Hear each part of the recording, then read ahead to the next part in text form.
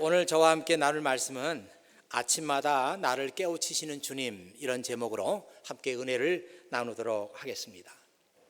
여러분이 잘 아는 시편 42편에 보면은 이런 말씀이 있어요. 목마른 사슴이 시냇물을 찾아 헤매이듯이 오 하나님이시여 내 영혼이 주를 찾아 헤매고 있습니다. 그 하나님의 말씀에 대해서 목마른 한 인간의 그 고백을 그 목마른 사슴에다가 비유를 했습니다. 사슴이 시냇물을 찾아서 그 한 모금의 물을 마시기 위해서 헐떡이는 것처럼 이제 또 겨울이 되면은 온 산이 다 눈으로 덮이고 먹을 것도 구하기 어렵고 한 모금의 물도 찾기가 어려운 그런 때 사슴이 물을 찾아서 인가로 내려옵니다. 또 가물 때도 물이 없어서 사슴이 목숨을 걸고 사람이 사는 데까지 내려옵니다. 그래서 마침내 한 모금의 물을 마시고 목마름을 해결하는 것처럼 우리의 영혼도 하나님의 말씀이 없이는 그 갈증이 해결되지 않는다, 그렇게 말했습니다. 또 여러분 그 요한복음 4장 15절에 보면은 한 사마리아 여자가 예수님을 만나게 되고 여러 가지 대화 끝에 이렇게 고백을 하죠. 주님, 저에게 그 물을 주셔서 제가 다시는 목마르지 않도록 도와주십시오. 지금까지 그 여자가 살아왔던 삶의 방식이나 그의 삶의 모든 것들은 목마른 삶이었어요. 순간순간 쾌락이 있고 순간순간 즐거움이 있었지만, 그러나 주님, 그것이 전부가 아니었고 그때도 제 영혼은 목이 말랐습니다. 그 물을 저에게 주십시오. 이렇게 고백했습니다. 오늘 우리 주변에 이렇게 보면은 참 말씀이 너무 풍성한 것 같아요. 뭐 조금만 우리가 손을 뻗고 조금만 마음을 가지면 말씀을 들을 수 있는 기회가 지금처럼 많았던 때가 언제 있었던가, 그런 생각을 합니다. 또 반대로 말하면 이렇게 하나님의 말씀이 우리에게 풍성하게 있기 때문에 오히려 하나님 말씀에 대한 귀중함을 우리가 모르고 있지 않는가, 그런 생각도 듭니다. 예전의 얘기입니다마는 아주 교통도 불편하고 한 마을마다 교회가 없을 때도 있었는데, 그때 사경회라는 게 있었어요. 이 사경회는 지금 말로 고치면 성경 공부입니다. 그래서 청년들도 이 사경에 나갔고 어른들도 이 사경에 나갔는데, 뭐 한 마을에 있는 사람들이 가는 게 아니고 여러 마을이 합해서 사경회를 하게 돼요. 100리씩 걸었습니다. 100리면 적어도 걸어서 한 10시간은 가야 되는데요. 그렇게 걸어가서 성경 공부를 하면서 자기들의 그 목마름을 그렇게 해결했습니다. 저희 아버님, 어머님도 이렇게 사경회에 갔었던 그런 기억을 어렸을 때지만 제가 지금도 갖고 있어요. 어떤 때는 일주일씩, 어떤 때는 열흘씩 이렇게 하나님 말씀을 공부하고 돌아오셔서 그렇게 좋아하시고 그렇게 기뻐하고 사람들만 만나면 배웠던 거 얘기하고 그랬던 아버지와 어머니 모습이 지금도 선합니다. 걸어서 갔어요. 그런데 갈 때 그냥 가는 게 아니고 이부자리 가져가야 되고요, 잠을 자야 되니까. 그리고 먹을 것도 가지고 갔어요. 그때는 뭐 등록비 이런 개념이 없어가지고 쌀로 내야 됩니다. 쌀을 또 먹고 잘 거니까 쌀을 또 가지고 갔던 그런 기억이 납니다. 이렇게 하나님의 말씀에 대해서 갈급한 심령을 가지고 있는데 어떻게 말씀의 은혜를 받지 않을 수가 있겠어요? 항상 여러분이 하나님 말씀 듣고 하나님 말씀 읽을 때마다 하나님, 저에게 말씀에 대한 갈급한 마음을 주세요. 사슴이 시냇물을 찾아 헤매는 것처럼 제 영혼도 하나님의 말씀을 향해서 헐떡이는 이런 심령이 되게 해주세요. 이렇게 여러분들이 하나님께 먼저 은혜를 구해야 합니다. 오늘 우리는 이사야 50장에 있는 말씀을 같이 읽었는데요, 이 50장, 특별히 50장 말씀은 중요한 말씀이지만 이사야서를 연구한 학자들은 뭐라고 말하는가 하면 성경 안에 네 개의 노래가 있다. 이사야 말씀을 공부하는 사람들은 이것을 알아야 된다. 이게 중요하다. 학자들은 그렇게 말합니다. 그 네 개의 노래에다가 어떤 제목을 붙였는가 하면은 Songs of the Suffering Servant라고, Songs of the Suffering Servant라고, 고난받는 종의 노래라는 뜻이죠. 이 네 개의 노래가 나오는데 그 노래 안에 고난받는 한 종의 노래가 있다는 것이죠. 이사야 42장, 이사야 49장, 이사야 50장, 이사야 52장입니다. 이 종의 노래가 중요한데 이 종의 노래를 읽으면서 거기 나오는 그 노래를 부르는 사람은 도대체 누구냐, 그 노래 가운데 나오는 주인공이 누구냐 하는 것이 커다란 이슈가 됩니다. 어떤 사람들은 이 주인공이 이사야 선지자 자신이라고 말하고, 또 어떤 사람들은 아니다, 특별히 유대인들은 아니라고 합니다. 유대인들은 거기 나오는 고난받는 종, 노래하는 그 종은 항상 고난만 받아왔던 우리 유대 민족을 가리키는 것이다, 그렇게 생각합니다. 그러나 오늘 우리 크리스찬들은 이 고난받는 종이 바로 예수 그리스도이시다, 이렇게 자연스럽게 생각을 합니다. 이사야 53장 5절에 보면은 그가 찔림은 우리의 허물을 인함이요 그가 상함은 우리의 죄악을 인함이라. 그런 그 말씀 읽으면서 이 말씀은 바로 예수 그리스도를 가리키는 말씀이다, 우리는 그렇게 해석을 자연스럽게 합니다. 자, 그런 의미에서 오늘 읽은 이사야 50장은 세 번째 종의 노래를 우리가 오늘 말씀에서 읽었습니다. 나는 나를 때리는 사람들에게 등을 대주었고 내 수염을 뽑는 사람들에게 뺨을 대주었다. 그들이 나를 조롱하고 내게 침을 뱉을 때 나는 얼굴을 가리지 않았다. 이런 얘기를 보니까 여기 나오는 이 고난받는 종이 정말 모진 고문을 받고 있는 것 같아요. 맞는 것은 말할 것도 없고 뺨을 때리고 수염을 뽑고 등을 채찍으로 치고 내 얼굴에 침을 뱉을 때도 나는 당당하게 그래, 나를 때려라, 내 수염을 뽑아라, 그리고 나에게 침을 뱉어라, 나는 상관없다, 이런 당당한 그 종의 모습을 여기서 볼 수가 있습니다. 이 말씀도 우리 예수 믿는 사람들은 자연스럽게 예수님께서 나를 위해서 그 모진 고난을 받으신 예수님의 모습이 이 종의 모습 속에서 발견된다, 우리는 그렇게 생각하죠.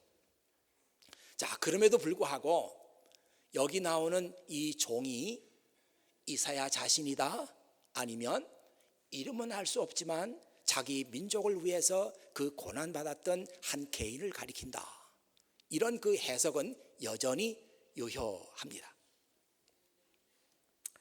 오늘 말씀의 배경을 보면은 그 유대 민족이 바빌로니아의 포로로 잡혀가 있으면서 나라가 멸망하고 특별히 그들이 충격적으로 받았던 사실은 성전이 파괴당했습니다. 이 성전 안에 그 외국 군대가 그냥 말을 타고 막 들어와서 성전의 물건들을 약탈해가고 불지르고, 이런 모습을 보면서 유대 민족들은 정말 큰 충격을 받았죠. 어떻게 하나님을 섬기는, 하나님께서 계시는 그 성전이 이방 군인들에게 그렇게 짓밟힐 수가 있느냐. 그리고 유능한 청년들, 학자들 다 포로로 잡혀갔습니다. 이제 우리 조국은 끝났다, 우리 조국의 미래는 없다, 이런 절망 속에 살아갈 때 그 유대 포로인들 사이에 이상한 얘기가 돌기 시작했어요. 우리가 이 불행을 당하고 우리가 이 수치를 당하는 것은 우리의 죄악 때문이다. 아직까지 아무도 왜 우리 민족이 이런 고난을 받아야 되는가 질문은 했지만 답을 얻지 못했어요. 누군가 이것은 우리의 죄악 때문이다, 이런 얘기가 돌았어요. 그리고 많은 사람들이 이제 우리는 조국으로 갈 수 있는 길은 없다 절망하고 있을 때 또 이상한 소문이 돌았습니다. 무슨 소리냐? 하나님의 손이 짧아서 우리를 구원하지 못한단 말이냐? 아니다.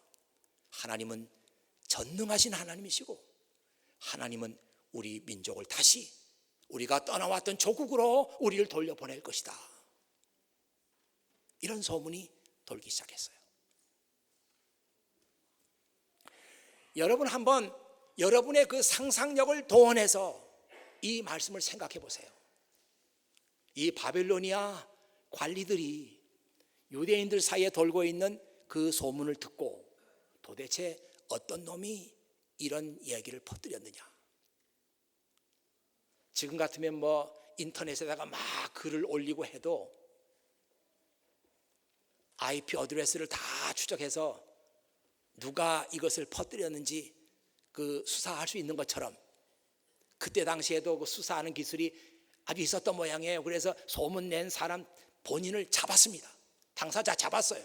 그래서 이 당사자를 잡아다 놓고 지금 고문하는 거예요. 등을 때리고 얼굴을 치고 침을 뱉고 수염을 뽑고 하면서 모진 고문을 한 겁니다.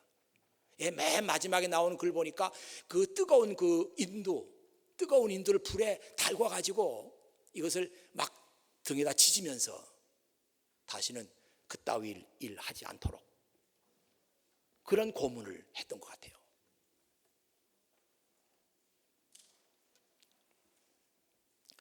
참 이상하지 않습니까?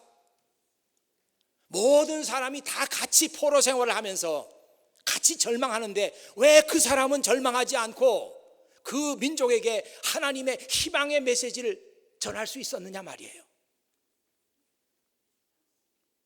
여러분 사이에 어떤 불행한 일이 벌어져 가지고 모든 사람이 그 일을 겪으면서 다 낙심하고 다 절망하고 있는데 그 중에 한 사람만이 절망하지 않고 사람들에게 희망을 심어주고 하나님께 대한 믿음을 심어주고 소망을 갖도록 하는 사람이 있다면 그 사람은 어떻게 된 사람이냐 이 말이에요. 그게 이제 제가 오늘 여러분과 함께 나누고 싶은 말씀입니다. 그 비결이 뭔가? 오늘 성경 말씀을 읽어보니까 4절과 5절에 그 비결이 나와 있어요. 주 여호와께서 내게 가르칠 능력을 주셨다. 약한 사람을 강하게 할 수 있는 말을 내게 일러주셨다. 아침마다 나를 깨우쳐 주시고 학생처럼 배우게 하셨다. 주 여호와께서 내 귀를 열어주셨다. 이 사람이 그 절망스러운 상황을 이길 수 있었던 그 비결은 아침마다 이 사람이 하나님 말씀을 펴놓고 그 말씀을 읽었고 그 말씀을 배웠고 그 말씀을 묵상했고 이때 하나님께서 말씀을 통해 가지고 He wakens me. waken이라는 게 나를 깨우는 거잖아요. 나에게 새로운 그 인사이트를 주는 거잖아요. He wakes me. And He opens my understanding to God's will. 내가 하나님의 말씀을 이해할 수 있도록 하나님께서 내 언더스탠딩을 오픈해 주셨다. 야, 이게 정말 얼마나 놀라운 얘기입니까? 바로 이게 이 사람이 그 절망스러운 상황 속에서도 하나님께 대한 믿음을 지킬 수가 있었고 절망에 빠진 자기 종족들을 인도할 수 있는 그 삶의 비결이 4절, 5절 말씀에 있단 말이에요.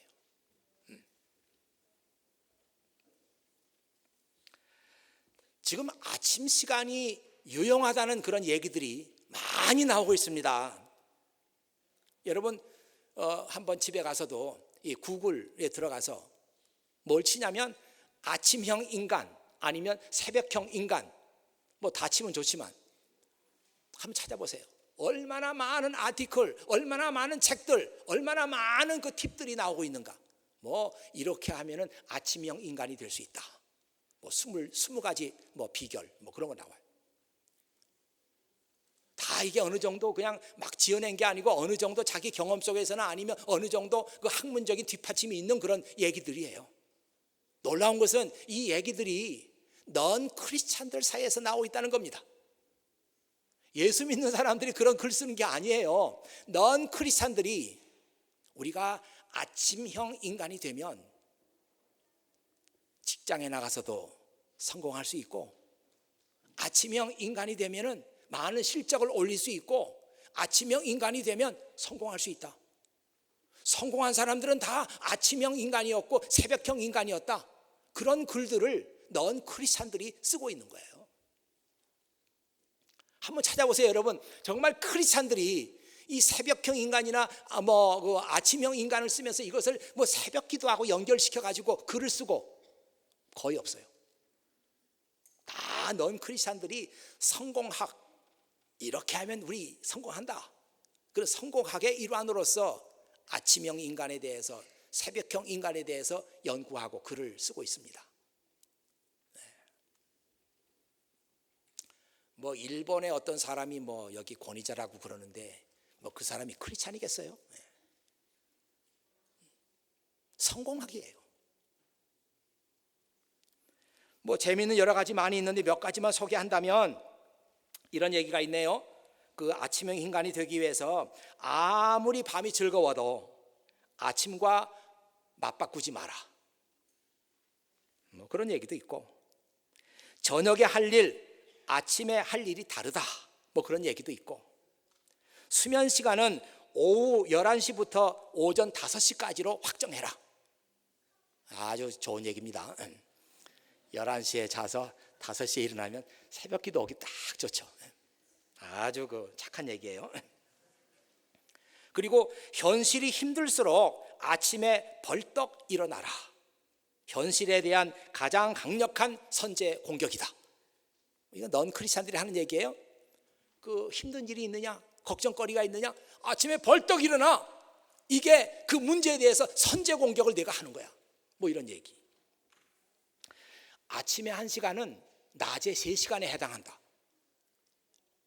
이것도 어떤 연구 결과에서 나온 얘기인데요. 아침에 1시간 잘 쓰면 낮에 그냥 3시간 애쓰는 그런 것과 결과적으로 마찬가지다.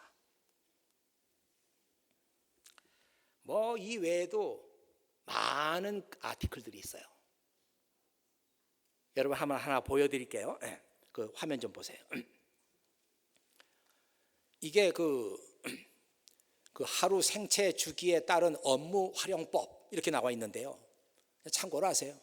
자료가 미국 ABC 방송에서 나온 겁니다. 그렇게 해야 좀 여러분이 믿을 테니까. 어느 목사님이 그렸다 그러면 안 믿을 거 아니에요. 미국 ABC 방송에서 만든 거예요. 믿을 수 있죠, 이제? 그래서 여러분이 보시기에 오른쪽부터 보면은 6시, 7시, 8시, 9시 이렇게 하루 일과표가 쭉 진행이 되는데 5시부터 하지. 왜 6시부터 했나 몰라요. 6시부터 7시에 우리 생체 리듬에 따르면, 이건 넌 크리스찬들이 하는 얘기예요. 6시부터 7시에 그 빨간 거 이렇게 돼 있는데 그게 뭐예요? 어려운 판단은 이른 아침에. 우리가 살다 보면은 진짜 어떻게 해야 되는지 그 판단, 중요한 판단을 해야 되는데 가장 그 판단하기 좋은 때가 6시부터 7시다. 우리 인체 생체 리듬에 의하면 말이죠. 그리고 7시부터 8시간은 아무것도 없어요. 그냥 빈둥빈둥 하는 건가? 8시부터 9시는 뭐예요? 전략적 결정은 늦은 아침이 좋다. 그러니까 대개 회사에 가면 이 시간에 뭐 해요? 간부회의 하잖아요. 간부회의, 전략회의. 그때가 제일 좋다. 효과적이다. 9시부터 10시까지는 아무거나 하시고 10시에는 설명회, 무슨 프레젠테이션 이런 게 가장 잘 되는 시간이 10시 정도 아침. 또 쭉 이것저것 하시다가 2시에서 3시 그 사이에 지루한 보고서, 아주 그 내용이 따분한 그런 보고서인데 그거 해야 돼. 그게 2시부터 3시 그 사이에 하면은 그래도 좀 낫다. 그리고 뭐야 이게 3시부터 4시 사이 해고나 감봉 소식 이런 건 그때 하는 게 충격이 좀 적은가? 아침부터 너 해고야, 너 월급 깎였어. 그런 소식은 안 좋고 3시부터 4시 그 사이 좋다네요. 그렇게 할 계획이 있으시면 그때 하세요. 또 그 7시 그러니까 6시부터 7시 사이에는 퍼플로 되어 있는데 설득이나 사과는 식사 직전이나 귀가 시간에, 그러니까 이 사람에게 뭘 설득을 좀 해야 되고 뭔가 좀 잘못했기 때문에 사과를 해야 되는데 어느 시간에 하는 게 가장 효과적일까? 6시하고 7시랍니다. 그 나머지 시간은 뭐 어떻게 하든지 간에 제게 그 관심은 없어요. 이 넌 크리스찬들이 하는 얘기가 가장 인생에 있어서 중요한 결정, 디시전을 만들어야 되는 그 시간은 이른 아침이다. 특히 우리 크리스찬들에게 아침 새벽 시간은 하나님의 말씀을 듣고 깨우치는 축복의 시간입니다. 물론 뭐 낮에도 할 수 있고 저녁에도 하나님 말씀을 읽을 수 있지만 우리의 생체 리듬을 봐도 그렇고 성경에 나오는 수많은 그런 영성가들의 얘기를 들어도 그렇고 아침 이른 시간이 하나님 말씀을 듣고 배우고 하나님 말씀을 묵상하고 하기가 제일 좋은 시간이다.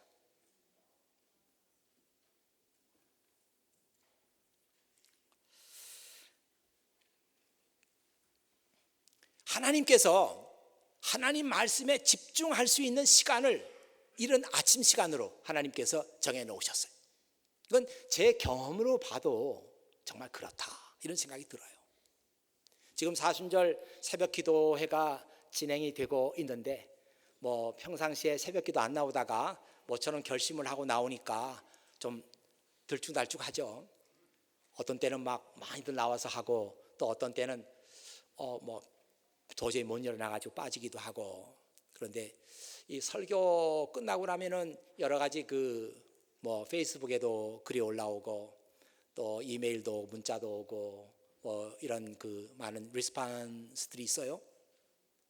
근데 그 중에 하나 뭐 여기 누가 있을 거지만 그래도 나쁜 얘기는 아니니까 목사님 새벽기도 안 나가니까 너무 힘들고 그럴 때가 너무 많습니다. 그런데도 불구하고 이른 아침에 나가서 목사님 말씀 들을 때 새벽에 하나님 말씀이 그렇게 귀에 쏙쏙 들어오는 것을 처음으로 경험했습니다. 지금 또 뭐 설교 말씀 하니까 여러분들이 잘 들으니까 감사합니다. 그런데 새벽에 이상하게 하나님 말씀이 쏙쏙 잘 들어오는 거예요. 왜? 하나님께서 그 시간이 하나님 말씀을 읽고 배우고 묵상하기에 제일 좋은 시간으로 하나님께서 정해놓으신 거예요.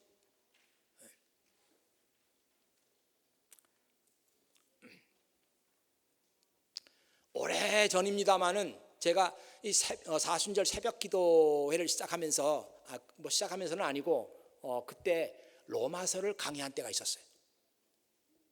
지금 같으면 그렇게 못하겠어요. 그때는 뭐 무서운 게 없었는지 새벽에 로마서를 어떻게 강의합니까? 그 어렵고 딱딱한 얘기를 말이죠. 그래도 은혜 많이 받고 잘했어요. 근데 이 로마서 말씀을 강의하다 보니까 정말 저에게도 어려운 말씀이 너무 많은 거예요. 이게 도대체 무슨 말인지 모르겠어요. 저라고 왜 그런 얘기가 왜 없겠어요? 이 로마서 7장 11절 같은 말씀은 정말 어렵더라고요. 그때는 죄가 계명을 이용하여 기회를 엿보아 나를 속였고 그 계명으로 나를 죽였습니다. 모르겠어요. 그래서 그 말씀을 강의할 때가 다가오는데 이거 빼놓고 싹 할 수도 없고 그래서 새벽기도 말씀 끝나고 이쪽에 혼자 앉아가지고 이 말씀을 묵상했죠. 하나님, 도무지 이 말씀이 무슨 말인지 모르겠습니다. 근데 다른 무슨 책을 찾아봐도 다른 말씀은 다 있는데 로마서 7장 11절 말씀은 다 없어요. 어려워서 그랬나? 없어. 무슨 말인지 모르겠습니다. 하나님께서 그 뜻을 풀어주기를 기도했는데 하나님께서 그 말씀을 싹 풀어주시더라고요. 여러분 그 뜻을 아십니까?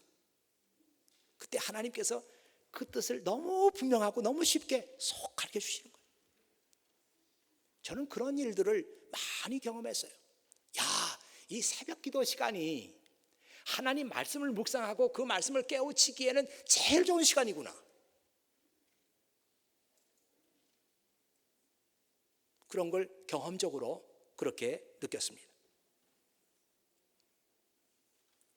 뭐 그 외에도 제가 새벽 기도 기도 시간을 통해서 깨우친 말씀들이 수도 없이 많이 있어요.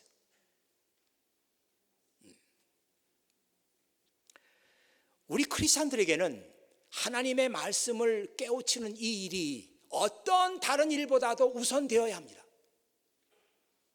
하나님 말씀을 깨우치고 하나님 말씀을 알아야 그 말씀 속에서 내 인생의 목적이 무엇인가 하는 것을 알게 되고 또 내가 사는 인생의 의미가 무엇인가 이것도 하나님 말씀 속에서 발견하게 됩니다. 하나님 말씀을 깨우쳐야만 하나님께서 내게 주신 사명이 뭔지 알게 되고 하나님께서 나에게 주시는 그 인생의 비전이 뭔가 하는 것도 하나님 말씀을 깨우치면서 얻게 되는 거예요. 다른 방법이 없습니다. 하나님 말씀을 깨우치고 하나님 말씀을 배우면요 많은 하나님의 블레싱이 있어요. 블레싱이 있어요. 그 중에 하나가 자기 인생을 정말 당당하게 살 수 있다는 겁니다.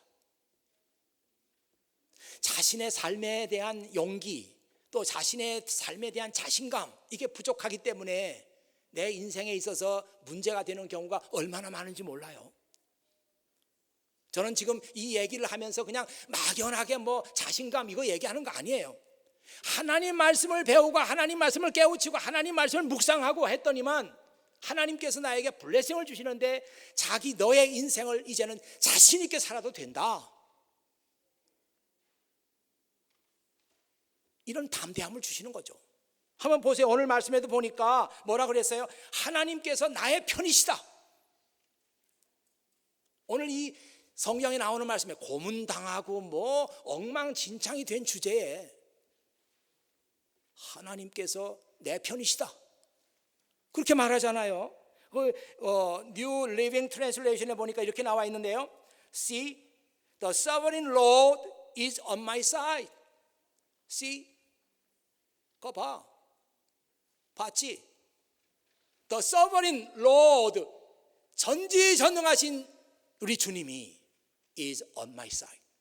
내 사이드에 있어. 내 편이야. 저는 가끔 우리 교우들 이렇게 보면 도무지 근거 없는 믿음을 가진 사람들을 많이 봤어요. 내가 보기는 아닌데 하나님 자꾸 자기 편이래. 내가 보기엔 하나님이 편 안 들어주실 것 같은데 그 사람은 자기 편이래. 모르겠어요. 뭐 제가 잘못 판단할 수도 있죠. 제가 그 사람의 그 얘기 들으면서 속으로 아니에요. 하나님은 당신 편 아니에요. 대놓고는 못하죠. 속으로. 뭐 속으로 내가 무슨 일 하든지 그건 내 자유죠. 뭐. 그렇게 들읍니다. 왜 그러냐면 그 사람의 삶이 아니거든요. 그 사람의 삶이 하나님께서 정말 편을 들어주실 만큼 그런 게 아니거든요. 오늘 이사야서에 나오는 이 사람이 하나님은 나의 편이십니다 이렇게 말했을 때 저는 믿어요. 하나님 말씀을 듣고 묵상하고 그 말씀을 깨우치는 사람은 말씀 안에서 변화가 반드시 일어납니다. 반드시 말씀이 내 안에서 일하시는 그 변화가 반드시 일어나요. 만약 하나님 말씀을 잘 공부하고 깨우치고 묵상하고 하나님 말씀대로 살려고 애를 쓰는데도 내 삶이 변화되지 않습니다. 이렇게 되는 사람은 하나님 말씀을 잘 못 배우고 잘못 깨우치고 있는 거예요. 하나님은 내 편이십니다. 여러분, 이런 자신감 가지고 살고 싶지 않으세요? 뭐 이사야뿐만이 아니고 신약 성경으로 넘어오면은 사도 바울 같은 사람도 로마서 8장 31절에 하나님이 내 편이십니다. 그 말 하잖아요, 그대로. 야, 정말 내가 인생을 살아가면서 옆에 많은 사람이 있을 수도 있고 없을 수도 있고, 내 삶에 후원자가 많이 있을 수도 있고 없을 수도 있고, 그런데 하나님이 내 옆에 계신다. 하나님 내 편이시다. 이 믿음이 진실한 믿음이라면 이런 사람을 당할 사람은 아무도 없습니다. 이 사람을 이길 사람은 아무도 없어요. 또 하나, 하나님의 말씀을 깨우치고 사는 사람은 하나님 중심의 세계관을 갖게 됩니다. 하나님 중심의 세계관, 자기 중심이 아니고 하나님 중심으로 이 세계를 바라볼 수 있는 눈이 열리는 거예요. 오늘 말씀에 그렇게 나와 있잖아요. He wakes me and He opens my understanding to His will. 하나님의 말씀을 이해할 수 있는 언더스탠딩을 하나님께서 열어주셨어요. 지금까지는 그 언더스탠딩이 닫혀 있었어요. 그래서 깜깜했어요. 하나님이 뭔지 몰랐어요. 그런데 하나님께서 그 언더스탠딩을 오픈해 주셨어요. 확 열리는 거죠. 하나님의 뜻을 알게 된 거예요. 그리고 오늘 읽었던 11절 말씀이요, 굉장히 어려운 말씀인데 그 말씀 현대어 성경, 제가 그 성경도 굉장히 좋아하는 성경인데 현대어 성경에 보면은 맨 마지막에 뭐라고 나와 있는가 하면 하나님께서 이 역사의 주인공이시다. 하나님이 이 역사를 바꾸어 놓을 것이다. 지금은 너희들 바벨로니아 이 나라가 강대한 나라고 세계를 정복했다고 해서 너희 나라가 최고로 알고 있고 너희 나라가 약한 나라를 침략하고 정복하고 이렇게 하지만 이건 잠깐이고 이 역사의 주인은 하나님이시고 하나님께서 이 역사를 반드시 바꾸어 놓을 것이다. 그런 얘기를 한단 말이에요. 그 얘기를 하는 사람은 누군가? 아침마다 하나님 말씀 펴놓고 그 말씀을 깨우치고 그 말씀을 묵상하고 그래서 하나님께서 그 인생을 깨워주는 사람, 그 언더스탠딩을 열어주는 사람, 이 사람이 그런 하나님 중심의 세계관을 갖게 되는 거예요. 야, 얼마나 좋아요. 제 친구 한 사람이 한국에서 목회를 하고 있는데 자꾸만 이메일을 자꾸 보내요. 뭐 별거 아닌 것 같은 뭐 눈 왔다고 눈 찍어서 보내고 눈은 여기도 많은데 자꾸 보내요. 뭐 눈이 없는 줄 아는 모양이에요. 자꾸 보내. 뭐 장독대가 막 덮였다고 또 보내고 뭐 종탑에 뭐 눈 내렸다고 또 보내고 그러면서 마지막에 뭐라고 그랬는가 하면 야, 이 모든 것을 한꺼번에 다 내려다볼 수 있는 하나님은 얼마나 좋으실까 그렇게 써놨어요. 우리는 뭐 장독대밖에 못 보잖아요. 근데 하나님은 한꺼번에 다 보신다는 거예요. 그러니까 얼마나 하나님은 좋으실까 그래요. 그 생각이 납니다. 하나님 중심의 세계관을 가지고 있는 사람은 모든 것을 하나님의 관점에서 내려다볼 수 있는 시야를 갖게 되는 거예요. 이게 블레싱입니다. 블레싱이에요. 이제 마지막으로 한 말씀 드리고 오늘 설교 마치겠습니다. 우리 교회에 뭐 학자들도 많이 있고 뭐 다 학자들, 다 학자 후보들이죠. 뭐. 그리고 연구원들 물론 많이 있고 또 음악하는 사람, 또 미술하는 사람, 이런 그 아트를 전공하는 그런 사람들도 많이 있어요. 저는 그런 생각을 해봤어요. 우리 죄송합니다. 제가 음악을 많이 모르지만 음악 얘기를 해서요. 똑같이 피아노를 쳐도 왜 어떤 사람은 대가라고 그러고 어떤 사람은 뭐 별로라고 그러는가? 그러면 별로인 사람은 뭐 음을 다 못 치나? 아니에요. 음은 다 치죠. 왜 누구는 대가고 누구는 아니에요? 다 똑같이 악보를 보고 치는데 박자가 틀렸나? 에이, 박자가 틀릴 그런 정도면 뭐 얘기할 게 없죠. 그 정도는 아니고 박자도 맞고 음도 다 나고 누구는 대가라고 그러고 누구는 아니라고 그러니까 그 사람들이 무슨 뭐 이 사람만 특별히 좋아해서 그러나요? 그것도 아니고 피아노만 그러겠어요. 바이올린도 마찬가지죠. 뭐 똑같이 연주하는데 왜 이 사람 거는 좋다 그러고 이 사람 거는 별로라고 그래요? 그 차이점이 어디 있을까? 다른 분야도 다 마찬가지라고 생각해요. 차이점은 작은 거예요. 큰 게 아니에요. 제가 보기에는 차이점은 그 곡을 해석하는 능력입니다. 해석하는 능력. 얼마나 그 해석을 창의적으로 그 곡을 해석해서 자기 것으로 만들어서 연주하는 사람은 대가라고 그러고 그렇지 않는 사람은 별로라고 그래요. 잘 치는데도.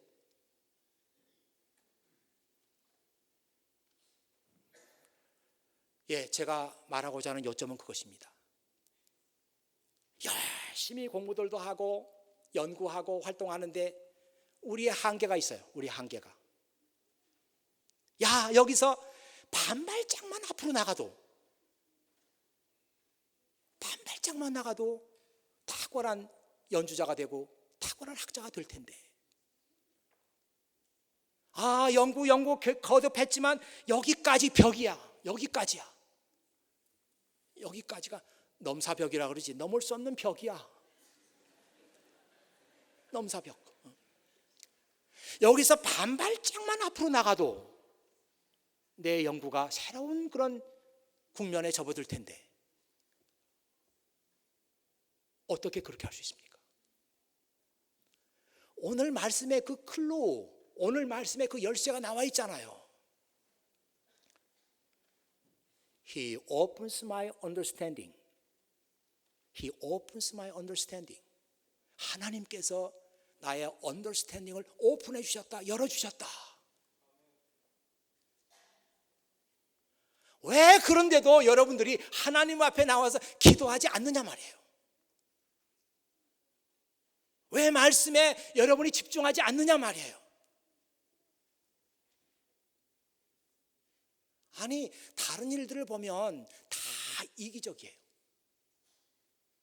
손해 보는 일 절대로 안 합니다. 그렇게 이기적인데 왜 하나님 말씀이 내 인생의 언더스탠딩을 오픈해 줄 수 있는 말씀이 여기 나와 있는데도 왜 그 말씀을 믿지 않느냐 말이에요.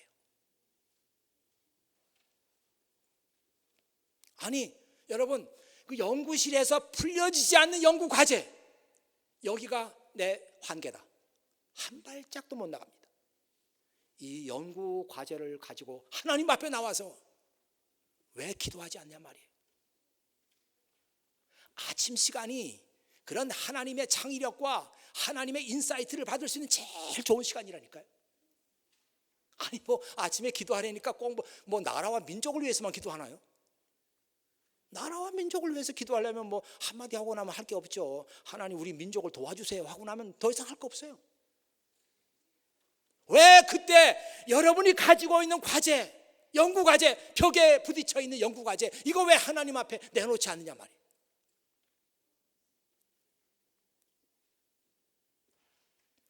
우리 연주자들 마찬가지 아니에요? 정말 이 곡을 정말 해석해야 되는데 어떻게 해석하면 좋죠? 왜 그 문제 가지고 주님 앞에 매달리지 않느냐 말이에요. 다른 거 기도하느라고? 그 기도해야 됩니다.